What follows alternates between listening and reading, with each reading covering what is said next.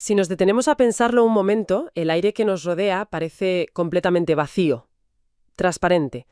Pero la realidad es que ahora mismo, en este preciso instante, el espacio a nuestro alrededor está absoluta y completamente saturado. Totalmente saturado. Es una locura electromagnética. Exacto. Es una auténtica autopista invisible de información, un enjambre de señales cruzando en todas direcciones a la velocidad de la luz. Tenemos radares aeronáuticos peinando el cielo, satélites meteorológicos descargando mapas, redes de telefonía, el microondas calentando la comida e incluso comunicaciones críticas de servicios de emergencia. Y todo eso está ocurriendo de manera simultánea, compartiendo exactamente el mismo espacio físico. Y claro, la pregunta que surge inmediatamente cuando uno lee sobre la densidad de todo esto es, a ver, ¿qué evita que toda esta maraña se convierta en un caos absoluto? ¿Qué impide que se vuelva un ruido ensordecedor donde nadie se pueda comunicar? Pues es una analogía perfecta para empezar, porque si los ojos humanos pudieran ver las ondas de radio, el cielo no sería azul, parecería una tormenta perfecta de luces estroboscópicas cegadoras. Me lo puedo imaginar, sí. Sin embargo, en lugar de un ruido estático insoportable, tenemos una claridad tremenda. Tenemos sistemas que funcionan con una fiabilidad asombrosa día tras día. Y la respuesta a ese aparente milagro no tiene absolutamente nada de mágico. Es pura y dura ingeniería, ¿verdad? Eso es pura ingeniería de espectro. Es arquitectura de radiofrecuencia aplicada a una escala verdaderamente global. Nuestra inmersión de hoy. Tenemos sobre la mesa una pila de documentos técnicos que son una auténtica joya para entender esto. Manuales avanzados de radiocomunicación, tratados de propagación sacados del mítico manual de experimentación en VHF y UHF y, como pieza central, los documentos de planificación de frecuencias. Concretamente el plan de bandas UHF de la IARU. Sí, la Unión Internacional de Radioaficionados específicamente para la región 2, que es la que abarca todas las Américas. El objetivo de este análisis a fondo es descifrar la arquitectura oculta tras la asignación de estas frecuencias. La meta es que, para quienes nos escuchan, quede clarísimo cómo esta estructura no tiene absolutamente nada de arbitraria. Ni un solo megahercio se deja al azar. Cero. Está meticulosamente diseñada para maximizar la convivencia entre tecnologías radicalmente distintas. Hablamos de acomodar en el mismo espacio desde el rebote de señales en la superficie de la Luna hasta, potentes transmisiones de vídeo digital en alta definición. Vale, vamos a desgranar esto. Adelante. ¿Por qué es necesario un plan de bandas tan sumamente estricto y cómo logra una comunidad global organizarse de esta forma sin un gobierno mundial de la radio que vigile cada transmisión con lupa? Bueno, si conectamos esto con el panorama general, la necesidad de un plan estricto nace de una realidad física ineludible. Hablamos de la incompatibilidad electromagnética. Incompatibilidad pura y dura. Exacto. Según los textos sobre experimentación que estamos analizando, la filosofía fundamental detrás de todo este orden es la separación estratégica. En el espectro radioeléctrico no todas las señales son iguales, ni mucho menos. Por un lado, tenemos señales digitales modernas o repetidores locales de frecuencia modulada que utilizan una altísima potencia de transmisión y ocupan un gran ancho de banda. Y por otro lado, conviviendo en el mismo ecosistema, tenemos todo lo contrario. Eso es. Tenemos señales analógicas increíblemente débiles, como las de código Morse o las de banda lateral única, que a lo mejor acaban de viajar cientos de miles de kilómetros rebotando en la Luna o descendiendo desde un pequeño satélite en órbita baja. Claro, para que nos entendamos de forma visual, es como si pones a un gigante gritando con un megáfono justo al lado de alguien que está susurrando un secreto desde el otro extremo de la habitación. Es una buena imagen. El susurro no es que se escuche mal, es que simplemente desaparece por completo bajo el ruido del megáfono. Se aniquila. Totalmente.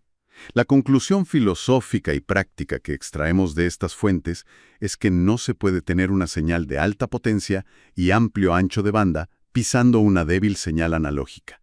Sería absolutamente destructivo. Y por eso entra en juego la autorregulación. Claro, la autorregulación en esta inmensa comunidad de experimentadores se basa en un respeto escrupuloso por esta división fundamental. Es una frontera invisible, diseñada por ingenieros, entre la alta potencia frente a las señales débiles, y también entre las transmisiones analógicas frente a las digitales. Y entiendo que esto es lo que garantiza que el espectro siga siendo un recurso dinámico, ¿no? Así es, Permite que la tradición de la radio analógica más purista y la innovación de las comunicaciones digitales coexistan sin aniquilarse mutuamente. Pues aquí es donde se pone realmente interesante la cosa, porque cuando bajamos al detalle de cómo se aplica esta filosofía en el mundo real, nos topamos con la banda de 70 centímetros, que abarca desde los 420 a los 450 megahercios. La famosa navaja suiza. Exacto. Las fuentes describen constantemente esta porción del espectro como la verdadera navaja suiza de la radiofrecuencia. Es la puerta de entrada principal al mundo del UHF y ofrece un equilibrio que casi parece dictado mágicamente por la física. Tiene suficiente longitud de onda para lograr un buen alcance más allá del horizonte. Sí, pero a la vez es lo bastante corta como para penetrar obstáculos urbanos, colarse por las ventanas y rebotar por calles estrechas. Es súper versátil. Pero claro, tener una herramienta tan versátil es un peligro inmenso si no se organiza bien. Y por eso su organización interna es una absoluta maravilla de la planificación táctica. Esos 30 MHz de ancho de banda se dividen con una precisión quirúrgica en 3 grandes bloques funcionales. Vamos con el primero. El primer bloque va de 420 a 430 MHz, y este es el santuario absoluto de las señales débiles. Aquí es donde habitan los ecos lunares, conocidos técnicamente como ME, de Earth, Moon, Earth, y los enlaces descendentes de satélites espaciales, el downlink. Y fíjate que hay una razón de peso para ubicar este santuario exactamente en el extremo inferior de la banda. La idea es aislarlo físicamente del ruido destructivo. Es una cuestión de distancia en el dial. Al poner la mayor distancia posible respecto a las estaciones de alta potencia que operan mucho más arriba, se protege a los receptores de altísima sensibilidad. Evitan sufrir una saturación que, literalmente, los dejaría ciegos. El tema del rebote lunar merece que nos detengamos un segundo porque tiene tela. Mandar una señal desde la Tierra, que cruce la atmósfera, golpee la superficie rocosa de la Luna y vuelva. Es un viaje monumental. De más de 700.000 kilómetros entre ida y vuelta, y la señal que regresa es tan ínfima que roza el límite absoluto del ruido de fondo del universo. Si alguien encendiera un transmisor de voz de 50 vatios en la calle de al lado en esa misma frecuencia, el experimento entero se iría al traste. Por eso tiene todo el sentido confinar esto en el sótano de la banda, bien protegido. Pero bueno, subiendo un poco más, llegamos a la planta intermedia, al bloque de 430 a 440 megahercios. Este es el corazón analógico. Así es. La arquitectura interna en este bloque central es riquísima. Entre 432 y 433 MHz se concentran las transmisiones tradicionales para contactos a larga distancia aprovechando anomalías de propagación troposférica. Que es una pasada. Y justo al lado, de 433 a 435, operan las balizas de propagación. Que actúan como pequeños faros automáticos, ¿verdad? Exactamente. Transmiten continuamente para que los investigadores estudien el comportamiento de la atmósfera. Y luego, de 435 a 438 MHz, tenemos el segmento principal para los satélites. Y de nuevo, impera la lógica de la separación. Sí, estos satélites se mantienen rigurosamente separados de los repetidores de voz en tierra. Se hace para evitar que el ruido local tape las minúsculas señales que nos llegan desde la órbita baja terrestre. Fíjate que leyendo los manuales sobre esa propagación troposférica que mencionabas, veo que los operadores, básicamente, usan frentes climáticos o inversiones térmicas en la atmósfera como si fueran espejos gigantes en el cielo. Hacen rebotar la señal mucho más allá del horizonte visual. Es brillante. Es aprovechar la meteorología para hacer radio. Lo cual nos deja el tercer bloque, de 440 a 450 MHz. Y aquí es donde entra la artillería pesada, el dominio de la frecuencia modulada y los repetidores de voz. Es la zona de mayor densidad de usuarios locales. Era una canalización muy estricta y un desvío de 5 MHz entre la frecuencia de entrada y la de salida de los repetidores. O sea, un usuario transmite su voz hacia el repetidor en una frecuencia y el repetidor retransmite esa señal a toda la ciudad en otra frecuencia separada exactamente por 5 MHz. Eso es.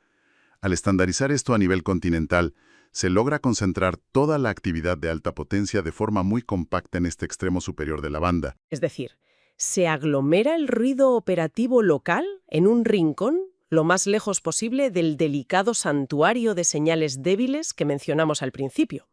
Literalmente, como diseñar una ciudad poniendo las zonas de industria pesada y ruidosa en las afueras, bien lejos de las zonas residenciales silenciosas. Una separación urbanística, pero en el espectro. ¿Vale? En 70 centímetros tenemos este orden analógico clásico perfectamente equilibrado.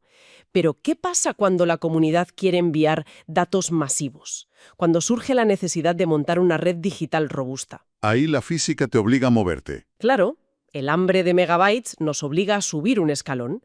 Pasamos a la banda de 33 centímetros, de 902 a 928 megahercios. Y aquí los manuales de experimentación muestran un cambio de paradigma brutal.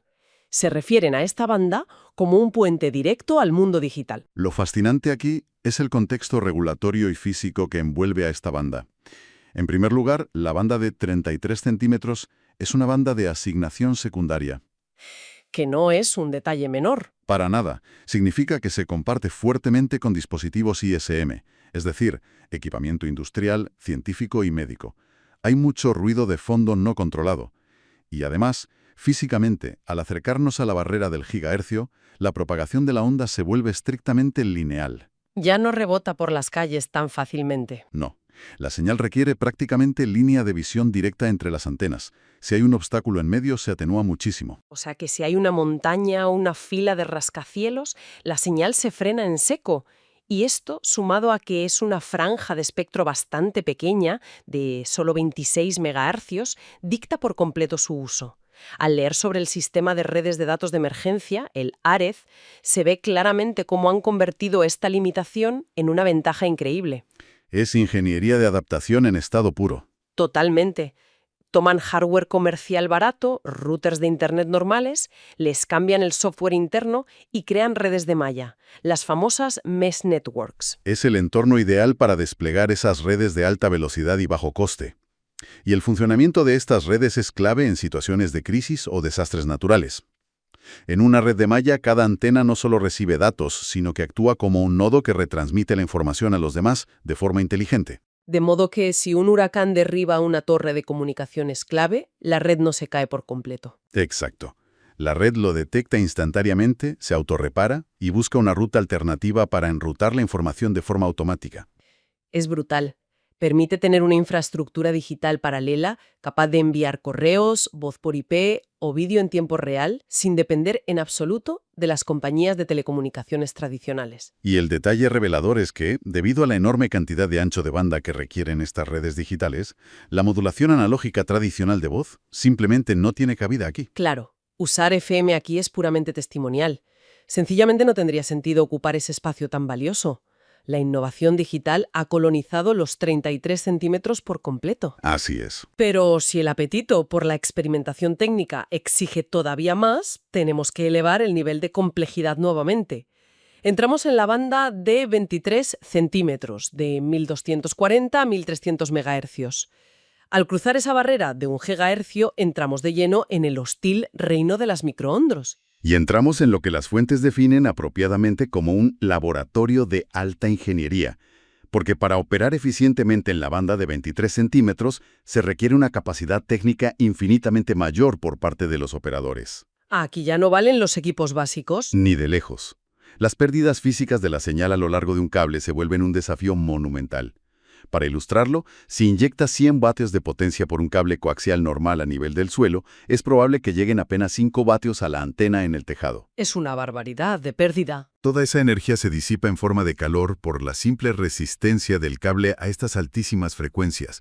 Por eso se requiere el uso de líneas de transmisión súper especializadas, tubos rígidos y la instalación de amplificadores de muy bajo ruido montados directamente en el mástil, a centímetros de la antena. Para rescatar las señales del espacio antes de que el cable se las trague hasta llegar al receptor.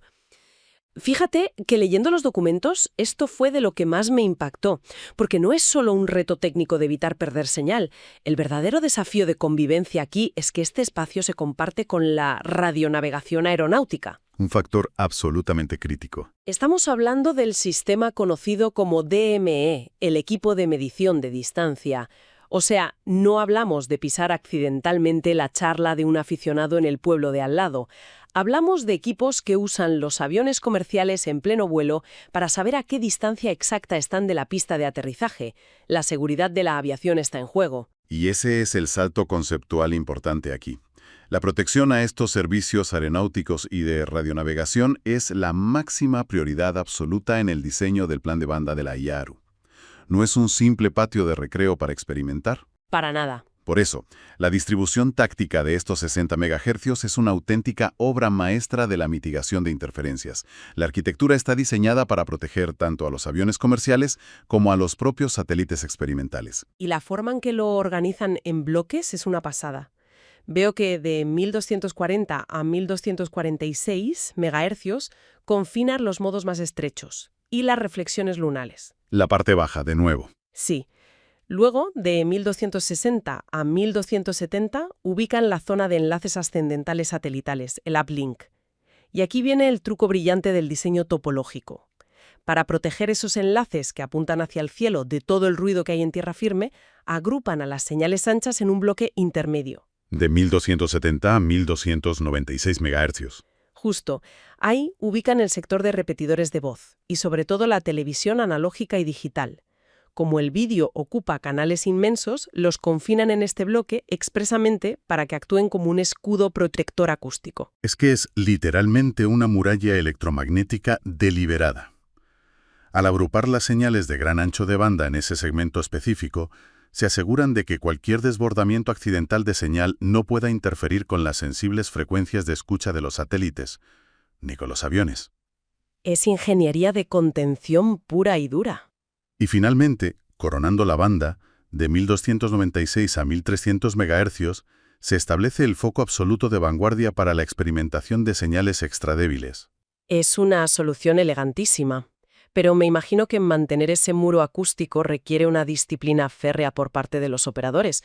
Un error de cálculo de un novato al configurar un amplificador de vídeo y de repente estás saturando un satélite o interfiriendo. Tiene tela. Requiere un nivel de conocimientos técnicos muy avanzado. Y hablando de entornos técnicos difíciles, esto nos lleva a nuestra última parada en el espectro. La banda de 13 centímetros, ubicada entre los 2300 y los 2450 MHz. La frontera más salvaje de todas. Lo es. Y resulta que es una frecuencia extremadamente familiar, porque es exactamente la misma frecuencia que usa el router Wi-Fi del salón, los auriculares Bluetooth y el horno microondas de la cocina. Así es, meterse a experimentar en los 2,4 GHz es literalmente meterse en la boca del lobo del ruido digital. Porque está saturado por defecto. Exacto. Los textos especializados en experimentación con microondas, como esos proyectos preciosos basados en Raspberry Pi para comunicaciones digitales, lo exponen muy crudamente. Esta es una banda secundaria, a menudo discontinua dependiendo del país, y está fuertemente compartida con millones de usuarios sin licencia. Que somos todos en nuestras casas. Sobrevivir en este rango frente a lo que se conoce como un suelo de ruido abrumador es un reto extremo. Claro, para que se entienda, es como intentar escuchar a un amigo a través de una plaza pública donde hay decenas de miles de personas gritando al mismo tiempo, mientras ven vídeos en sus móviles. Ese es el panorama físico. Para que un experimento de radio triunfe aquí, la clave absoluta de supervivencia es la directividad. Precisamente. La directividad extrema es la única salvación matemática en este entorno. Es el campo de juego para técnicas de microondas muy avanzadas y velocidades de datos vertiginosas. Los operadores utilizan esquemas de modulación enormemente complejos. Como el QAM 256 o la televisión digital en alta definición. Justo. Y para intentar entender esto sin usar demasiada jerga, usar un esquema como QAM 256 es básicamente empaquetar una cantidad brutal de información, variando la amplitud y la fase de la onda electromagnética de forma simultánea.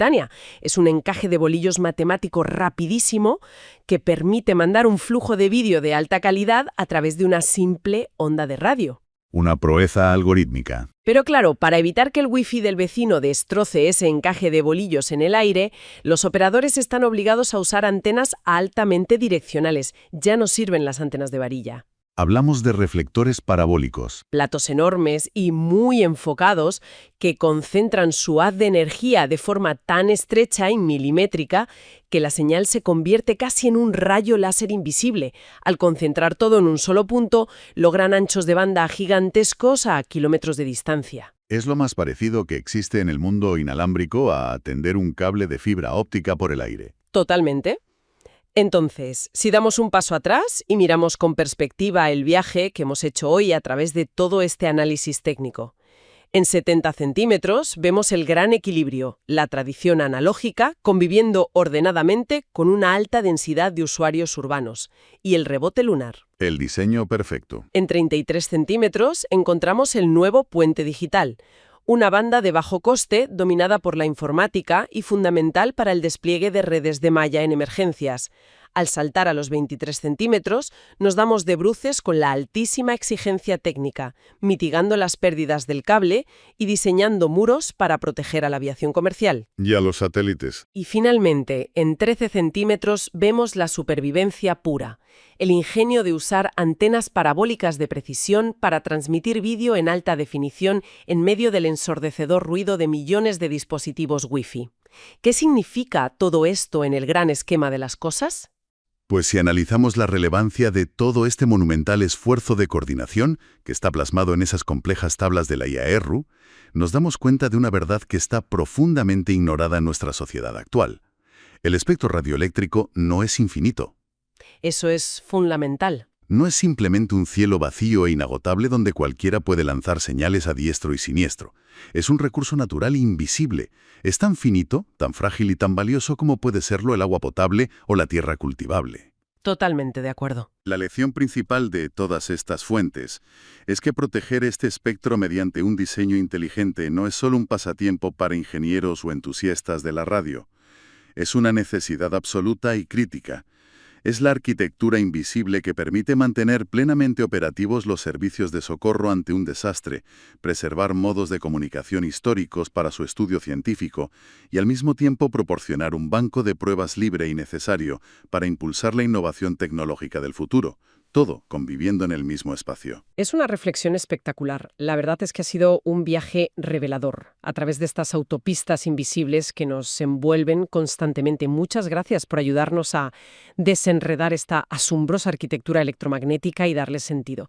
Es para reflexionar de verdad, porque la próxima vez que alguien envíe un simple mensaje de texto por la calle, conecte sus auriculares inalámbricos o vea un vídeo esperando el autobús, rara vez es consciente del colosal trabajo de ingeniería de tráfico que está ocurriendo a su alrededor. Hay millones de ondas invisibles siendo canalizadas, esquivadas y filtradas milisegundo a milisegundo para que no colisionen y la información llegue a su destino intacta. Y eso nos lleva a un punto final. Esto plantea una pregunta vital con la que me gustaría concluir este análisis a fondo.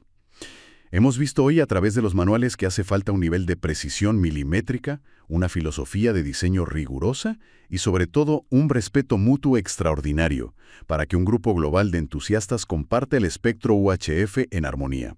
Sin interferirse los unos a los otros. Exacto. Ahora bien, si lo pensamos de forma global, imaginemos la guerra invisible y feroz que se está librando cada microsegundo ahí fuera. No entre experimentadores respetuosos, sino entre las corporaciones tecnológicas y de telecomunicaciones más ricas del planeta. Peleando por cada frecuencia. Todas ellas pujan con miles de millones de euros por controlar y dominar cada megahercio de esas frecuencias que hacen latir a nuestras modernas ciudades hiperconectadas. Si el espectro es finito, ¿quién controla realmente el aire electromagnético que respiramos? Es una excelente pregunta. Y a medida que introducimos millones de coches autónomos y sensores urbanos en nuestro día a día, ¿hasta qué punto será la simple saturación de este recurso natural invisible el mayor límite físico contra el que chocará nuestro futuro digital? Ahí queda eso para que la audiencia lo investigue.